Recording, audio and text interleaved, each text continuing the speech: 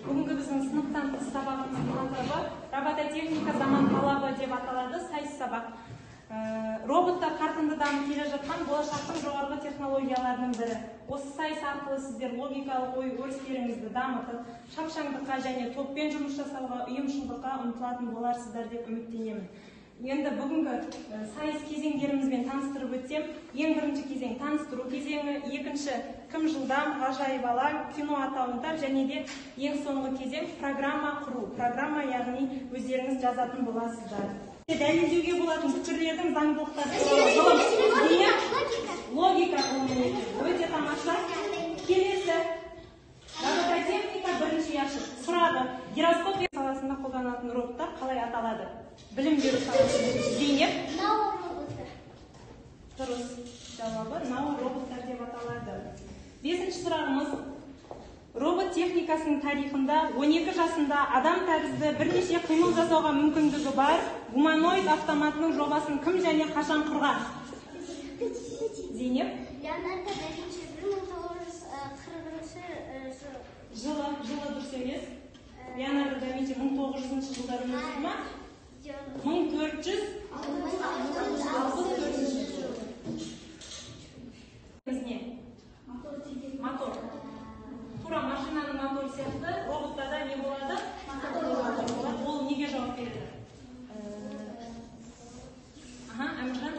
Мысалы, мотор дегеніміз ол роботтың бір ғана емес, барлық шешімдерін жүргізетін және де оның қысқасын айтсақ, энергияны қозғалысқа айналдырады.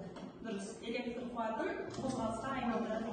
Тамаша. Бұл кезеңде тақтада ұяшықтар информатика, робототехника және де қызықты сұрақтар деген 3 бөлімге бөлінген. Келесі 3 бөлімге бөлінген 3 тақырып бойынша сұрақтар болады. Сәйкесінше бұл жерде енді кезекпен кезек бірінші топ жауап береді, екінші топ жауап береді. Дәл солай кезегінше сұрақтарға жауап беріп отырады. Егер бірінші топ жауап бере алмаса, көмекке екінші топ келеді.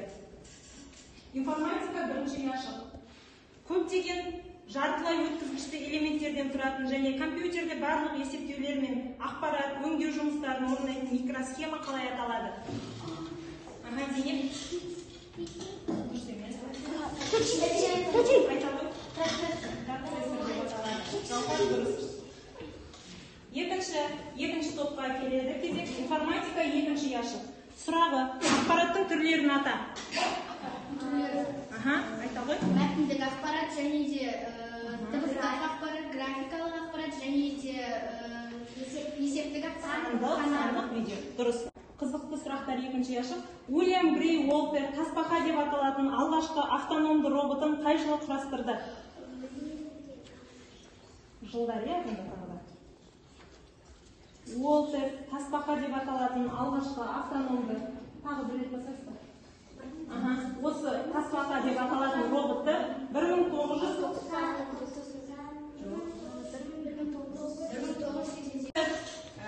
роботқа байланысты кинолар қарастырып келіңдер деген, интернеттен көріп, оқып келіңдер деген болатынмын. Енді бірінші фильмнің қазір сюжетін оқимын.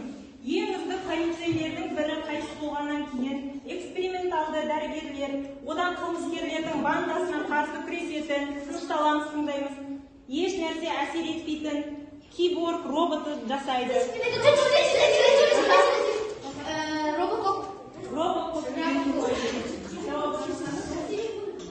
Робокоп деген фильм екен. Тамаша. Екінші фильміміз енді.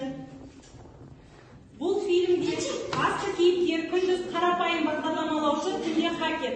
Күндердің бір күнінде кейіпкер қорқынышты шындықты біледі. Әміржан? Матрица. Тамаша. Фильмнің оқиғалары болашақта өтеді. Бокс өте қатал спорт түрі болғандықтан адамдардың қатысына тыйым салынады. Әміржан.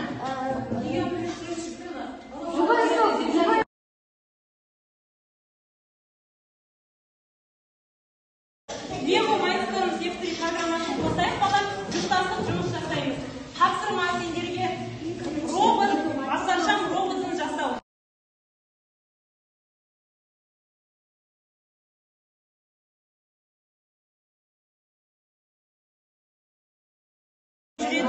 Және қызыл түсті көрген кезде тоқтайды. Неден бастайсыз болса?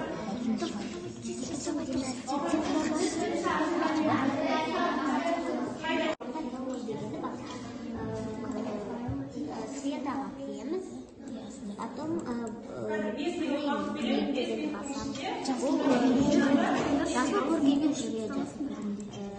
Жасыл көргенде жүретін болса, біз тартып кіргеніміз керек. Енді бізге звуковой файл, сосын біз старт дегенде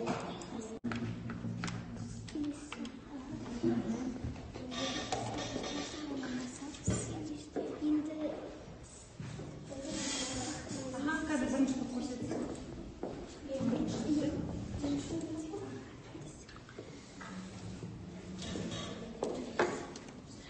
Дұрыс загрузить деп. Тырыш мида неден қосып.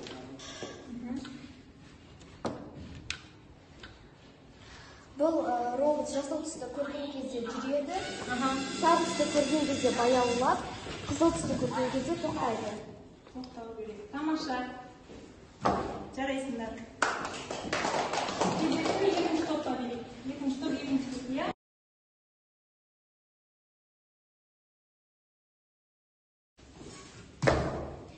Бұл робот бізге қазір жасыл түсті көрсеткенде жүру керек болады.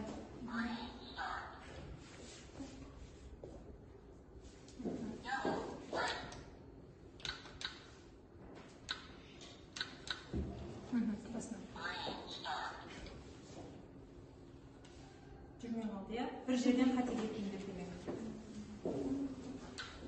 Жақсы. Программаны тексеру керек. Адамдық күшімен біз қашан шығамыз телефонның ішіне, ғаламтор есіркен келемін бесікпен, тәрбие тикток емес басталады бесіктен, ештеңке жоқ ойда, ұятымыз қайда, орынсыз күлкілерден не пайда, жүргеніміз телефонсыз хит бопта. Көптеген сұрақтар болды. Біз де сіздермен бірге қарап отырдық. Өте көп біледі екенсіңдер. Үйірме оңай ма бірінші сіздерге? Үйірме өте жақсы. Қазір робототехника деген барлық пәндердің ішіндегі ең жаңа пән, сондықтан да компьютерді көбірек білу керек. Көрдіңдер ғой, жаңа программаның бір тетігін білмей қойсаң да, ол уже жүрмей қояды. Сондықтан да барлығын сабақ кезеңінде жазып алып, мұқият соның барлығын не істеп отыру керек екен? Қарап отыру керек екен.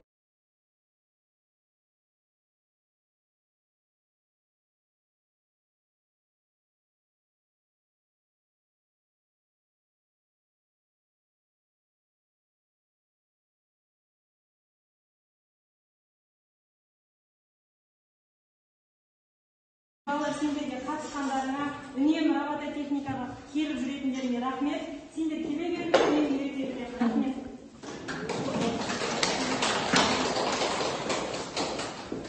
Жарайсыңдар.